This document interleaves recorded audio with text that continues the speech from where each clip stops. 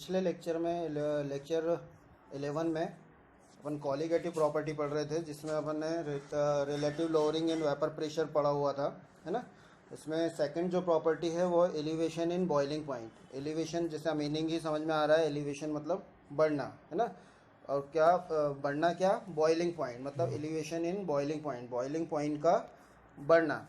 अब इससे पहले जो अपन प्रॉपर्टी शुरू करने वाले हैं उसमें सबसे पहले आपको ये पता होना चाहिए कि बॉइलिंग पॉइंट क्या होता है और वो किस तरह से उसमें चेंजेस आते हैं अकॉर्डिंग टू वेपर प्रेशर, है ना। लास्ट टाइम भी मैंने आपको बताया हुआ है कि जो बॉइलिंग पॉइंट होता है वो एक्चुअली होता क्या है। The boiling point of a liquid is the temperature at which its vapour pressure become equals to atmospheric pressure. जब वेपर प्रेशर जो है एटमॉस्फेरिक प्रेशर के इक्वल हो जाता है तो वो कहा जाता है बॉइलिंग पॉइंट, है ना। और बॉइलिंग पॉइंट जो होता है वो हमेशा इन्वर्सली प्रोपोर्शनल होता है वेपर प्रेशर के। मतलब ये जो vapour pressure is inversely proportional to boiling point, है ना। अब इस कंडीशन में मान लीजिए अगर वेपर प्रेशर ज़्यादा है तो बॉइलिंग पॉइंट क्या कम होगा, और कम है तो बॉइलिंग पॉइंट ज़्यादा होगा। इतना आपको ये ध्यान में रखना है। दूसरी चीज़ कि ये जो प्रॉपर्टी है, ये property elevation in boiling point, तो इसमें जनरली अपन सॉल्यूट कौन सा यूज़ कर रहे हैं, नॉन वॉलेटाइल सॉल्यूट यूज़ कर रहे हैं। और जो मैंने आपको फार्मूला यहाँ पे बताया उसके अकॉर्डिंग क्या हो रहा है कि जो सॉल्यूट है वो आपका नॉन वॉलेटाइल है। जब आप उसको किसी सॉल्वेंट में ऐड करेंगे और सॉल्यूशन को जब हीट करते हैं, गर्म करते हैं, तो उसका वेपर प्रेशर जब एटमॉस्फेरिक प्रेशर के इक्वल हो जाएगा, है ना, तो वो क्या होगा, उसका कोई ना कोई बॉइलिंग पॉइंट होगा। मतलब वो क्या हो जाएगा, बॉइल होना शुरू होगा, है ना। तो उसका कोई बॉइलिंग पॉइंट होगा। अगर बॉइलिंग पॉइंट ऑफ जो सॉल्यूशन होगा, मतलब जिसमें आपने सॉल्यूट ऐड करा हुआ है, तो वो हमेशा क्या होगा, जैसे जैसे टेम्परेचर बढ़ेगा तो उसका जो बॉइलिंग पॉइंट होगा वो क्या हो जाएगा, हमेशा ज़्यादा होगा। क्यों? क्योंकि भाई उसमें आपने क्या ऐड करा हुआ है, सॉल्यूट ऐड करा हुआ है, जिसकी वजह से उसका वेपर प्रेशर तो कम होगा। और vapour pressure is inversely proportional to boiling point, मतलब वेपर प्रेशर जैसे कम होगा वैसे ही क्या हो जाएगा, उसका बॉइलिंग पॉइंट इंक्रीज होगा। अगर मान लो यहाँ पर दो चीज़ें आपने ली हुई हैं, सॉल्वेंट और सॉल्यूशन, दो चीज़ें हैं। एक सॉल्वेंट मतलब प्योर सॉल्वेंट जिसमें उस कंडीशन में सॉल्यूट मिला हुआ नहीं है ना, उसका वेपर प्रेशर, और सॉल्यूशन का वेपर प्रेशर, है ना, जो उसका डिफरेंस होता है। मतलब यहाँ पर the difference in the boiling point of solution, जिसको अपन डिनोट कर रहे हैं टीवी से, एंड प्योर सॉल्वेंट मतलब उस कंडीशन में जब उसमें सॉल्यूट ऐड नहीं है ना, उसको अपन डिनोट कर रहे हैं टीबी नॉट से। और इनका जो डिफरेंस होता है, इनका जो डिफरेंस होगा वही क्या कहलाएगा, एलिवेशन इन बॉइलिंग पॉइंट, मतलब चेंज टीबी, है ना। इसी को अपन कहते हैं एलिवेशन इन बॉइलिंग पॉइंट। अब इसी चीज़ को मैं आपको जो ग्राफिकल रिप्रेजेंटेशन है उसके अकॉर्डिंग मैं आपको बता रहा हूँ कि यहाँ पर, और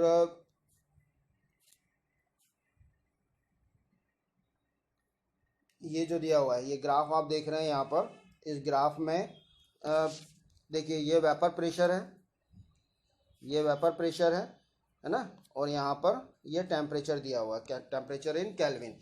अब पहले अपन बात कर रहे हैं कि जो मैंने आपको फार्मूला ये बताया हुआ है कि vapour pressure is inversely proportional to boiling point. अब इसी से आपको ये आधा ग्राफ वैसे ही समझ में आ जाएगा, है ना। अब इसमें क्या हो रहा है कि जो सॉल्वेंट है, सॉल्वेंट का वेपर प्रेशर, क्योंकि वो लिक्विड फॉर्म में है, तो उसका जो वेपर प्रेशर होगा, है ना, उस कंडीशन में क्या हो रहा है, ज़्यादा होगा, है ना। यानी कि इसका जो वेपर प्रेशर है, अब वेपर प्रेशर जो बॉइलिंग पॉइंट है ना, क्योंकि boiling point upon elevation in boiling point देख रहे हैं, और वो डायरेक्टली जो बॉइलिंग पॉइंट जो होता है कि जब वेपर प्रेशर एटमॉस्फेरिक प्रेशर के इक्वल हो जाता है ना, तो वहाँ पर उसी को अपन क्या बोलते हैं, बॉइलिंग पॉइंट। तो यहाँ पर जैसे ये जो सॉल्वेंट है, इसका ये जो जा रहा है ग्राफ, ये वेपर प्रेशर का है, और यहाँ पर ये जो है 1 atm जो दिया हुआ है, ये एटमॉस्फेरिक प्रेशर है। अब यहाँ पर ये जो वेपर प्रेशर है ये किसके इक्वल हो रहा है, यहाँ पर एटमॉस्फेरिक प्रेशर के इस पॉइंट पर, हाँ।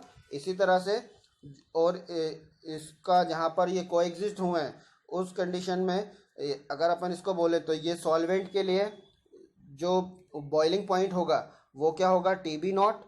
क्लियर। इसी तरह से सॉल्यूशन की अगर बात करते हैं तो सॉल्यूशन में क्या मिला हुआ है, सॉल्यूट मिला हुआ है और नॉन वॉलेटाइल सॉल्यूट है, तो उस कंडीशन में जो उसका वेपर प्रेशर होगा, ये उसका वेपर प्रेशर है, और जब वो एटमॉस्फेरिक प्रेशर के इक्वल होगा तो उसका जो बॉइलिंग पॉइंट है ये TB है ना। मतलब TB जो है यहाँ पर सॉल्यूशन का बॉइलिंग पॉइंट है, और TB नॉट जो है वो क्या है, सॉल्वेंट का बॉइलिंग पॉइंट है ना।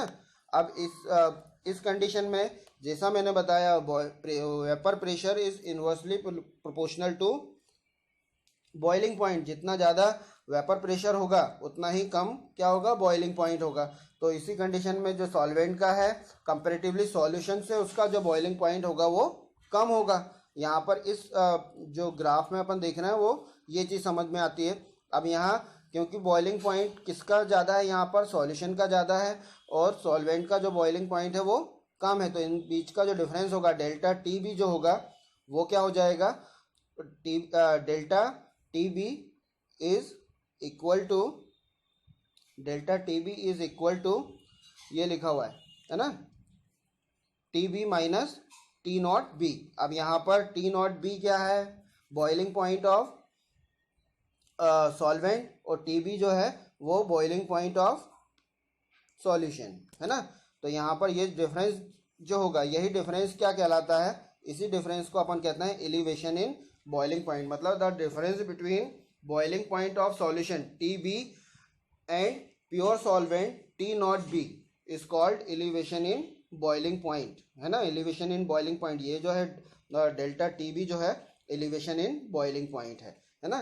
तो इसी तरह से जो डेल्टा TB जो होता है, मतलब एलिवेशन इन बॉइलिंग पॉइंट जो होता है, वो डायरेक्टली प्रोपोर्शनल टू होता है मोलेलिटी के। मोलेलिटी, अब यहाँ पर मोलेलिटी जो लास्ट टाइम अपन ने लास्ट लेक्चर में पढ़ी हुई है कि मोलेलिटी क्या होती है, तो उसके अकॉर्डिंग जो डेल्टा TB जो है वो डायरेक्टली प्रोपोर्शनल होगा मोलेलिटी के, है ना। अब मोलेलिटी ये जो प्रोपोर्शनलिटी जो है, जब प्रोपोर्शनलिटी को हटाया जाता है तो यहाँ पर ये आप देख रहे हैं KB ये कांस्टेंट होता है ना। इसको कहा जाता है molal boiling point elevation constant. इस KB जो है यहाँ पर इसको अपन कहेंगे molal boiling point elevation constant, या मोलल बॉइलिंग पॉइंट कांस्टेंट, या इसको बहुत ज़्यादा इंपॉर्टेंट इबुलियोस्कोपिक कांस्टेंट है ना। ये 1 मार्क्स में इस पे ज़्यादा क्वेश्चन आता है कि मोलल एलिवेशन, मतलब ये आपको अगर KB बोल दिया है तो KB मीन्स क्या, तो KB मीन्स होता है इबुलियोस्कोपिक कांस्टेंट या मोलल बॉइलिंग पॉइंट कांस्टेंट। अब ये जो KB जो दिया हुआ है इसको अपन अगर डिफाइन करें तो ये क्या होगा कि यहाँ पर the elevation in boiling point for 1 molal solution, मतलब 1 मोलल सॉल्यूशन में जो एलिवेशन होता है उसके बॉइलिंग पॉइंट में, उसी को अपन क्या कहते हैं, KB, मतलब मोलल एलिवेशन कांस्टेंट। मतलब जैसा नाम से ही उसमें समझ में आ रहा है कि molal boiling point elevation constant का मीनिंग क्या हुआ कि भाई जो सॉल्यूशन 1 मोलल सॉल्यूशन जो बना हुआ है उसके बॉइलिंग पॉइंट में जो एलिवेशन होगा उसी को अपन क्या कहेंगे, मोलल एलिवेशन कांस्टेंट। ठीक है। और वो क्या होता है, डायरेक्टली प्रोपोर्शनल टू जो एलिवेशन इन बॉइलिंग पॉइंट जो होता है वो डायरेक्टली प्रोपोर्शनल टू मोलैलिटी होता है। इसलिए ये क्या है, एक तरह की कॉलिगेटिव प्रॉपर्टी है। मतलब एलिवेशन इन बॉइलिंग पॉइंट जो है वो एक तरह की कॉलिगेटिव प्रॉपर्टी है। क्यों? क्योंकि आप इसमें क्या ले रहे हैं, मोलल सॉल्यूशन ले रहे हैं, जो कि डायरेक्टली किससे रिलेट हो गया, नंबर ऑफ मोल से रिलेट हो गया। ठीक है। क्योंकि मोलिलिटी क्या होती है, ए solution containing 1 gram mole of solute dissolve in 1000 gram of solvent. Naturally वैसे ही समझ में आ रहा है कि आपने सॉल्यूट जो लिया हुआ है वो क्या है, इन ग्राम लिया हुआ है। तो जो एलिवेशन इन बॉइलिंग पॉइंट है वो डायरेक्टली रिलेट किससे हो गया, डायरेक्टली रिलेट किससे हो गया, नंबर ऑफ मोल से। इसलिए ये क्या हो गई, एक तरह की कॉलिगेटिव प्रॉपर्टी हो गई। अब जो इसकी एप्लीकेशन है वो एप्लीकेशन क्या है कि जैसे relative lowering in vapour pressure में अपन ने देखा हुआ था कि इसके थ्रू आप क्या कर सकते हैं कि सॉल्यूट का मॉलिक्यूलर मास आप निकाल सकते हैं। इसी तरह से इसकी जो प्रॉपर्टी है वो भी उसके जैसी ही है, जिससे आप molar mass of solute determine कर सकते हैं, है ना। अब molar mass of solute determine करने के लिए आपको ये पता होना चाहिए कि मान लीजिए अपन ने क्या करा हुआ है कि जो सॉल्यूट लिया हुआ है उसका जो वेट है ना, वो अपन ने लिया हुआ है W B weight, W V gram of non volatile solute is dissolve in W A gram of solvent. मतलब डब्ल्यू ए ग्राम सॉल्वेंट में आपने W B gram of solute को डिजॉल्व करा हुआ है, और यहाँ पर सॉल्यूट का जो मोलर मास है वो क्या है, एम बी से उसको डिनोट करा हुआ है। तो मोलेलिटी जो होगी सॉल्यूशन की वो क्या हो जाएगी, मोलेलिटी का जो अपन ने वो देखा हुआ था फार्मूला, उसके अकॉर्डिंग यहाँ पर the molality of the solution, तो सॉल्यूशन की जो मोलेलिटी होगी वो क्या होगी, यहाँ पे देखें, है ना, यहाँ पर m moles of solute into 1000 upon weight of the solvent, है ना। अब ये मैंने आपको बताया हुआ था कि अगर केजी में वेट लेंगे अपन तो यहाँ पर 1000 नहीं आएगा, ग्राम में लेते हैं तो यहाँ पर मल्टीप्लाई इसको 1000 से करेंगे, है ना। तो ये मोलिलिटी का फार्मूला हो गया। अब इसमें मोल्स ऑफ सॉल्यूट दिया हुआ है, ये मोल्स ऑफ सॉल्यूट दिया हुआ है, तो मोल्स ऑफ सॉल्यूट क्या हो जाएगा, wait of solute upon molar mass of solute. इसलिए अपन ने वहाँ पर डब्ल्यू बी जो लिया हुआ है वो वेट ऑफ सॉल्यूट लिया हुआ है, तो W B upon M B, ये मोलर मास ऑफ सॉल्यूट हो गया। और इस वैल्यू को आप इस फार्मूले में जब पुटअप करेंगे तो W B upon M B, W B into 1000 upon M B into W A, क्योंकि डब्ल्यू ए जो है सॉल्वेंट का मास है ना। और ये जो फार्मूला बना आपका मोलेलिटी का formula W B into 1000 upon M B into W ए।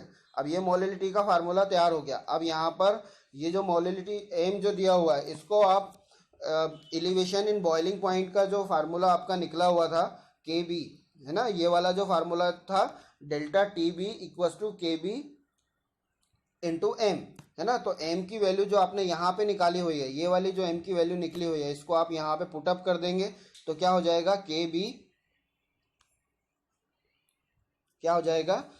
B into W B into 1000 upon M B into W है। ये वाली जो m की वैल्यू है ये आपने यहाँ पर पुटअप कर दी है इस फार्मूले के अकॉर्डिंग, ठीक है। तो इसमें अब आपको क्या निकालना है, मोलर मास निकालना है सॉल्यूट का। तो मोलर मास सॉल्यूट का जो निकालेंगे मतलब एम बी आपको निकालना है ना, ये एम बी निकालना है। तो एम बी के अकॉर्डिंग ये जो डेल्टा टी बी जो होगा वो कहाँ जाएगा, इधर नीचे आ जाएगा। तो एम बी इक्वस टू क्या हो जाएगा, M B equals to K B into W B into 1000 upon delta T B into W A.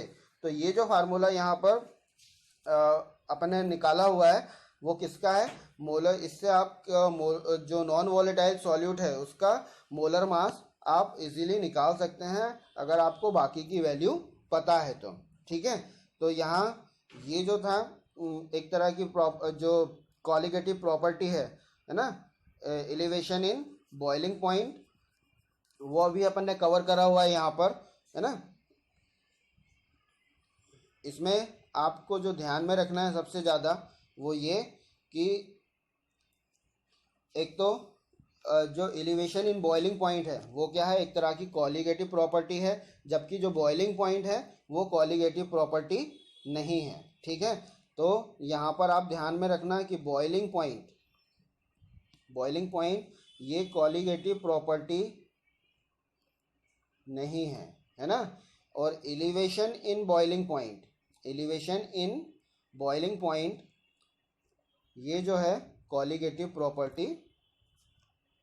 Property, क्योंकि एलिवेशन इन बॉइलिंग पॉइंट किस पे डिपेंड कर रहा है, number of moles of solute पर, है ना। और इसी के साथ यहाँ पर ये कुछ फार्मूले दिए हुए हैं, इन फार्मूले को मतलब न्यूमेरिकल सॉल्व करने के लिए फार्मूले आप अच्छी तरह से लर्न कर लेना। जो अभी अपन ने डिटरमाइन करे हुए हैं वही फार्मूले इन शॉर्ट दिए हुए हैं कि एलिवेशन इन बॉइलिंग पॉइंट का formula delta T B equals to K B into M. K B क्या है? मोलर एलिवेशन कांस्टेंट, इसको इबिलियोस्कोपिक कांस्टेंट भी कहा जाता है ना। और डेल्टा टी बी का जो फार्मूला होगा जब आप मोलरिटी की वैल्यू रखेंगे, है ना, तो उस कंडीशन में 1000 into K B into W B upon W A into W B. तो यहाँ पर एम बी जो है मॉलिकुलर मास ऑफ सॉल्यूट है, W A weight of solvent है, W B weight of solute है।